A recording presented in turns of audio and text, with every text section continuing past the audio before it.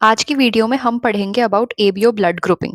हम देखेंगे कि एबीओ ब्लड ग्रुपिंग क्या होती है, ब्लड ग्रुप कैसे डिसाइड होता है, मल्टीपल एलील्स क्या होते हैं, कोडोमिनेंस क्या होता है, और ये भी देखेंगे कि ये नॉर्मल मेंडेलियन जेनेटिक्स से थोड़ा सा अलग है, यानी कि उसमें ये डेविएशन है। तो चलिए एक एक करके पढ़ना शुरू करते हैं। सबसे पहले हम पढ़ेंगे अबाउट एबीओ ब्लड ग्रुपिंग। देखिए, हमारे खून में, हमारे ब्लड में सेल्स होते हैं।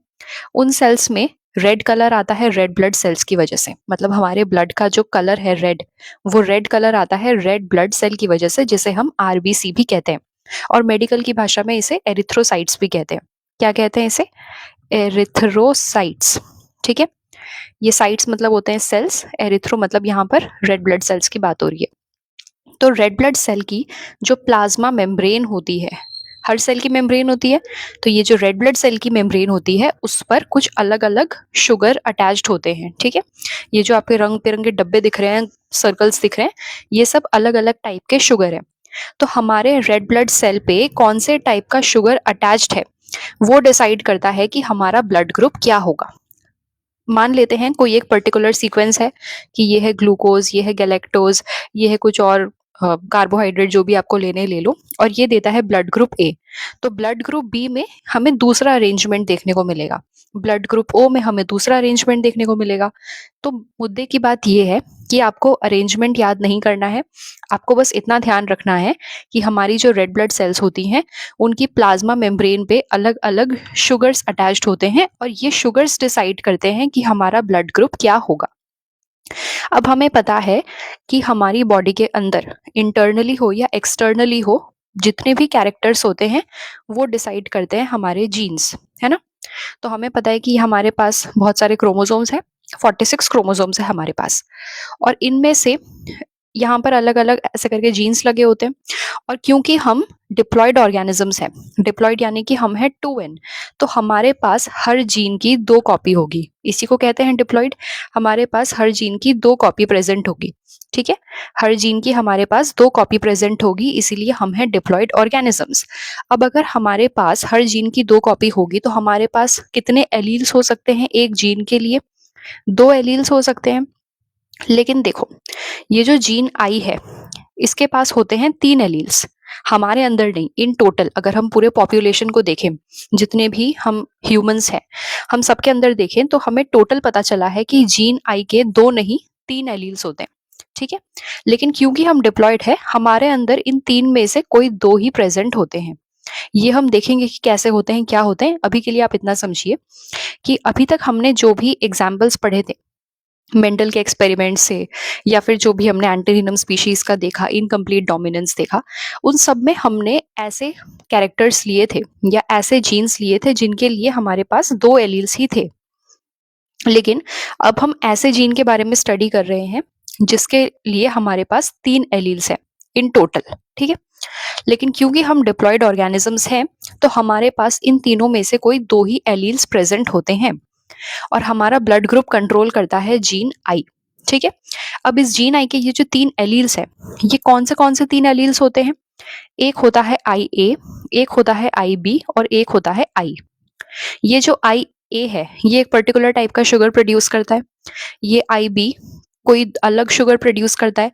लेकिन ये जो स्मॉल आई है ये किसी भी टाइप का शुगर प्रोड्यूस नहीं करता है, does not produce any sugar. तो इससे हमें एक चीज तो साफ साफ समझ में आ रही है कि अगर हमारे पास कुछ ऐसा कॉम्बिनेशन प्रेजेंट है जहां पर हमारे पास है एक आई ए और एक है आई, तो इस केस में हमें जो फिनोटाइप देखने को मिलेगा वो होगा because of I A. Similarly अगर हमारे पास ऐसा कोई ब्लड ग्रुप है जहां पर ये कॉम्बिनेशन बन रहा है, तो हमें जो फिनोटाइप देखने को मिलेगा that will be due to I B. ठीक है। लेकिन अगर यहाँ पर दोनों ही आई आई का कॉम्बिनेशन बनता है तो यहाँ पर कोई भी शुगर प्रोड्यूस नहीं होगा, तो वहां पर हमें ओ ब्लड ग्रुप देखने को मिलेगा। इसे हम अभी फिर से देखेंगे, तो चिंता मत करिए। हमने अभी कहा कि हम होते हैं डिप्लॉयड ऑर्गेनिजम्स, यानी कि हम होते हैं 2n टाइप के। तो हमारे पास हर एक जीन के लिए 2 एलील्स प्रेजेंट होते हैं। एबीओ ब्लड ग्रुप कौन कंट्रोल करता है? आई जीन। अब इस आई जीन के होते हैं 3 डिफरेंट एलील्स। तो अगर हम इसके कॉम्बिनेशंस बनाएं कि ये जो 3 हमारे पास एलील्स है, एक आई ए है, एक आई बी है, और एक आई, इनके क्या अलग अलग कॉम्बिनेशन हमारे डिप्लॉयड ऑर्गेनिज्म के अंदर आ सकते हैं। तो सबसे पहले हम इनका होमोजाइगस कंडीशन ले लेते हैं। तो एक होमोजाइगस कंडीशन होगा आई ए, दूसरा होमोजाइगस कंडीशन होगा आई बी, तीसरा होमोजाइगस कंडीशन होगा आई। अब हम एक एक करके आई के साथ मैच करवाते हैं। तो एक होगा आई ए स्मॉल आई, एक होगा आई बी स्मॉल आई, और अब हम इसको और इसको लेंगे, यानी कि एक हम लेंगे आई ए और एक हम लेंगे आई बी। ठीक है, इन 6 कॉम्बिनेशन के अलावा तो और कोई कॉम्बिनेशन पॉसिबल नहीं हो रहा है। आप एक बार वीडियो को पॉज करिए और उसमें चेक करिए, अगर आपको इसके अलावा कोई कॉम्बिनेशन देखने को मिल रहा है तो मुझे बताइए। ठीक है, तो हम देखते हैं कि ये 3 एलील्स के लिए हमारे पास टोटल ये 6 डिफरेंट टाइप के कॉम्बिनेशंस आते हैं। अब अगर हमारे पास कॉम्बिनेशन आया है आई ए का, तो यहाँ पर जो ब्लड ग्रुप आएगा दैट विल बी ए। ठीक है, अगर आई बी का आता है कॉम्बिनेशन, तो हमारा जो ब्लड ग्रुप है वो बी होगा।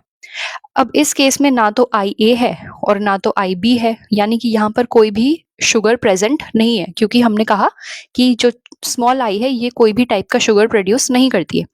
तो इस केस में क्या ब्लड ग्रुप होगा, ना तो ए होगा ना तो बी होगा, तो क्या होगा, ओ होगा। अब अगर ये वाला कंडीशन देखिए, एक आई ए है और एक स्मॉल आई है, और हमें पता है कि ये जो ए है ये डोमिनेट करता है ओवर दिस, तो यहाँ पर जो ब्लड ग्रुप आएगा दैट विल बी ए।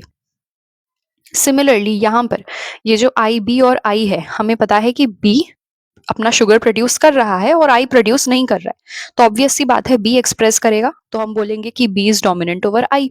तो यहाँ पर हमें ब्लड ग्रुप देखने को मिलेगा बी का। लेकिन अब ये जो लास्ट वाला केस आता है, यहाँ पर तो ए भी डोमिनेट कर रहा है, बी भी डोमिनेट कर रहा है, मतलब कि यहाँ पर आई ए भी अपना शुगर बनाएगा और आई बी भी अपना शुगर बनाएगा। तो अगर ऐसा केस है कि आई ए भी शुगर बना रहा है और आई बी भी शुगर बना रहा है, तो इस केस में क्या होगा, इस केस में ब्लड ग्रुप आएगा ए बी। ठीक है, यहाँ पर आएगा ए बी, और यही है वो एग्जाम्पल जो हमें बताता है अबाउट को डोमिनेंस। देखिए, को डोमिनेंस मतलब क्या होता है, को का मतलब होता है साथ में।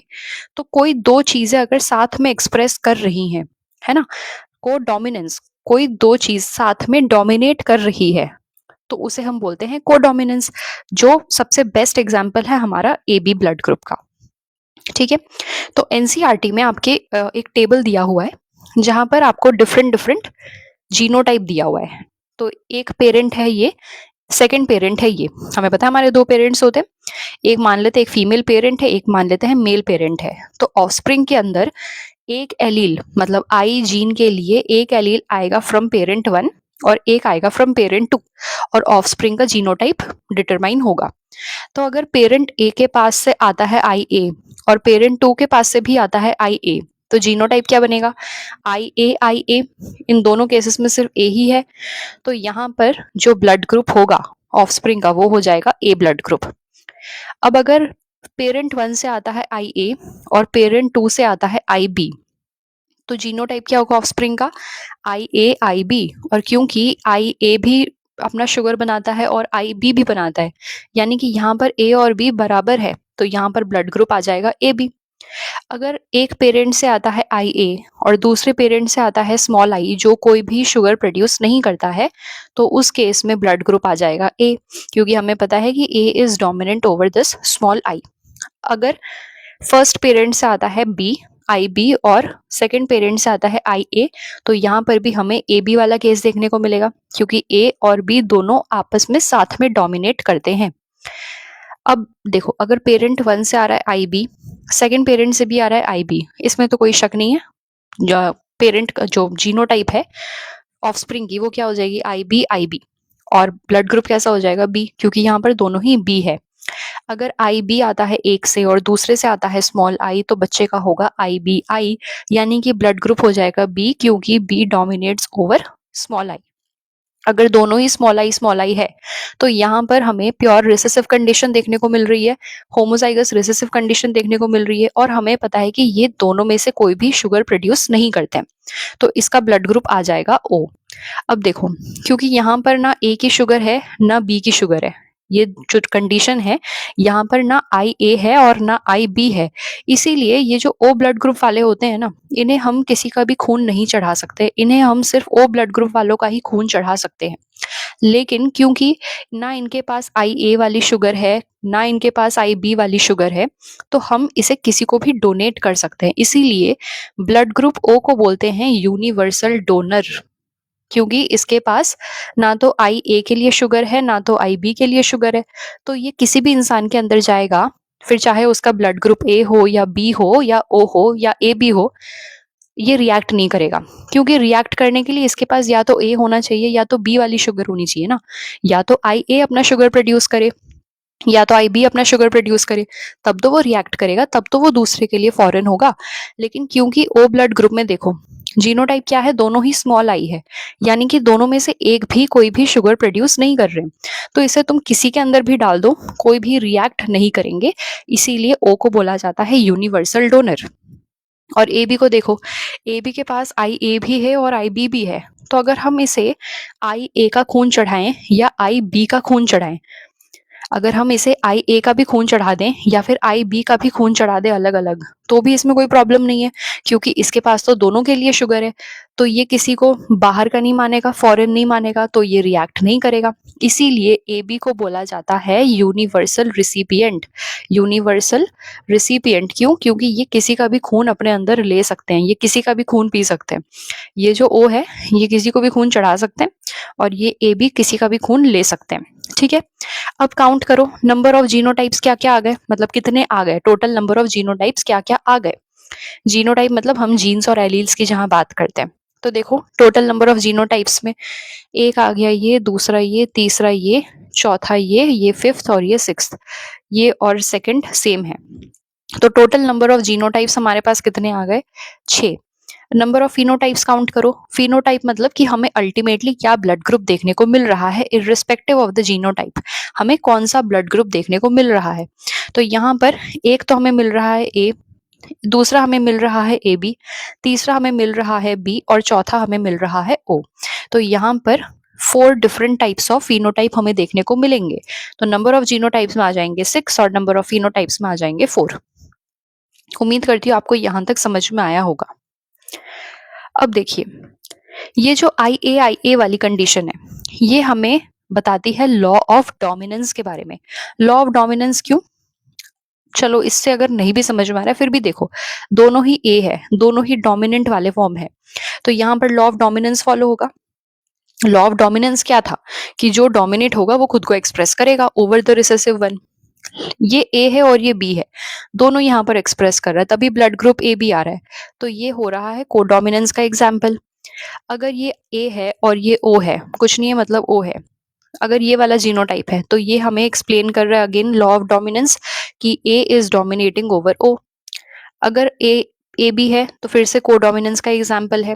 अगर दोनों ही बी है तो लॉ ऑफ डोमिनेंस है कि दोनों ही अपने होमोजाइगस डोमिनेंट कंडीशन में प्रेजेंट है। अगर ये वाला कंडीशन है कि आई बी है और आई ओ है, तो ये हो जाएगा लॉ ऑफ डोमिनेंस, क्योंकि हमें पता है कि बी इज डोमिनेटिंग ओवर ओ। और अगर दोनों ही कुछ नहीं है मतलब आई हो है, तो ये हो जाएगा रिसेसिव कंडीशन। ठीक है, तो इस अलग अलग जीनोटाइप से ये सारे लॉज हम साबित कर सकते हैं, या फिर ये सारे जीनोटाइप इन लॉज को प्रूव कर रहे हैं। हम तो क्या ही साबित करेंगे, ये सब है। तो देखो एबीओ ब्लड ग्रुप से हमें क्या क्या देखने को मिल रहा है। एक हमें देखने को मिल रहा है लॉ ऑफ डोमिनेंस कि अगर ए है तो वो एक्सप्रेस करेगा खुद को ओवर ओ, अगर बी है तो वो खुद को एक्सप्रेस करेगा ओवर ओ। ये हो गया लॉ ऑफ डोमिनेंस।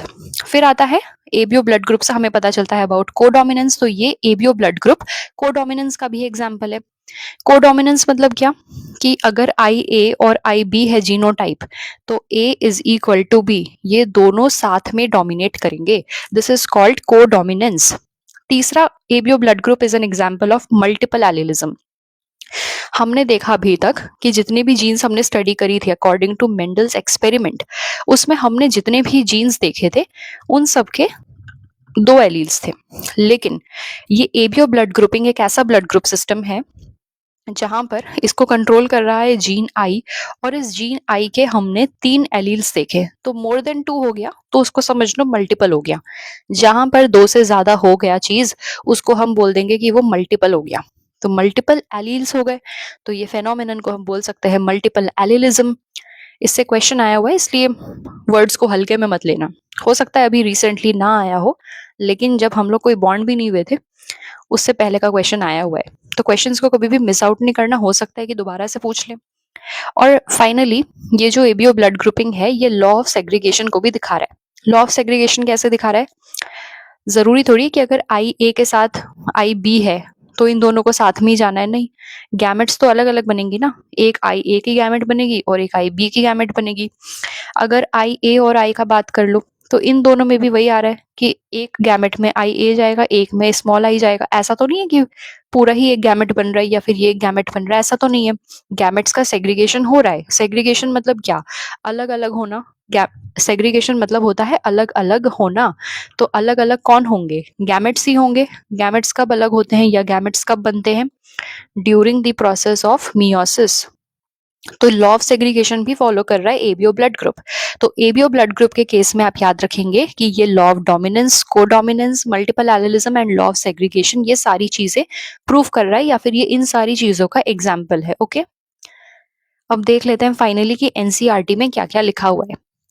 कोडोमिनेंस के बारे में दिया हुआ है कि अभी तक हम जो भी पढ़ रहे थे, जितने भी क्रॉसेस हम देख रहे थे, उसमें जो F1 था, या तो वो अपने दोनों पेरेंट्स को रिजेंबल, दोनों में से किसी एक पेरेंट को रिजेंबल कर रहा था, जो भी डोमिनेंट था वो, या फिर जैसा कि हमने स्नैपड्रैगन के केस में देखा, एंटीरिनम स्पीशीज के केस में, कि किसी से भी वो रिजेंबल नहीं कर, सॉरी, किसी से भी, हाँ, किसी से भी रिजेंबल नहीं कर रहा, और उन दोनों के बीच का कुछ निकल के आ रहा था। याद है आपको, हमने जब रेड को व्हाइट के साथ क्रॉस कराया था, तो यहाँ पर हमें पिंक कलर के फ्लावर्स देखने को मिले थे F1 में।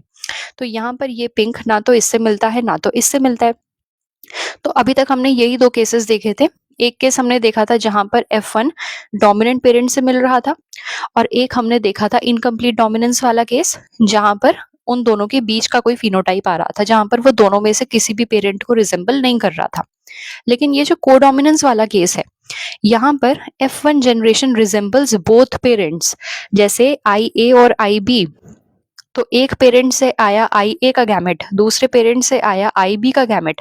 फिनोटाइप बच्चे की जो आई, वो हो गई ए बी। मतलब इसमें जीनोटाइप तो आई ए आई बी आया, लेकिन ब्लड ग्रुप कैसा आया? A B. यानी कि ये इसको भी रिजेंबल कर रहा है और इसको भी रिजेंबल कर रहा है। रिजेंबल कर रहा है मतलब क्या? उससे मिलता जुलता है। तो ये ए बी जो ब्लड ग्रुप आया है, ये इस पेरेंट से भी मिल रहा है और ये इस पेरेंट से भी मिल रहा है। इसके ए से मिल रहा है, इसके बी से मिल रहा है। तो यहाँ पर जो F1 आई है, this resembles both parents.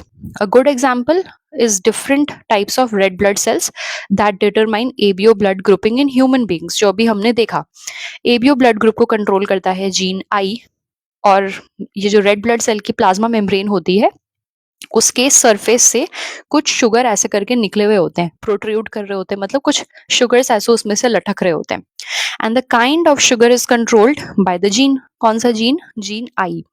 Now the gene I has 3 alleles. एक हो जाएगा आई ए, एक हो जाएगा आई बी, और एक हो जाएगा small I. The alleles IA and IB produce a slightly different form of sugar, while allele I, small I, does not produce any sugar.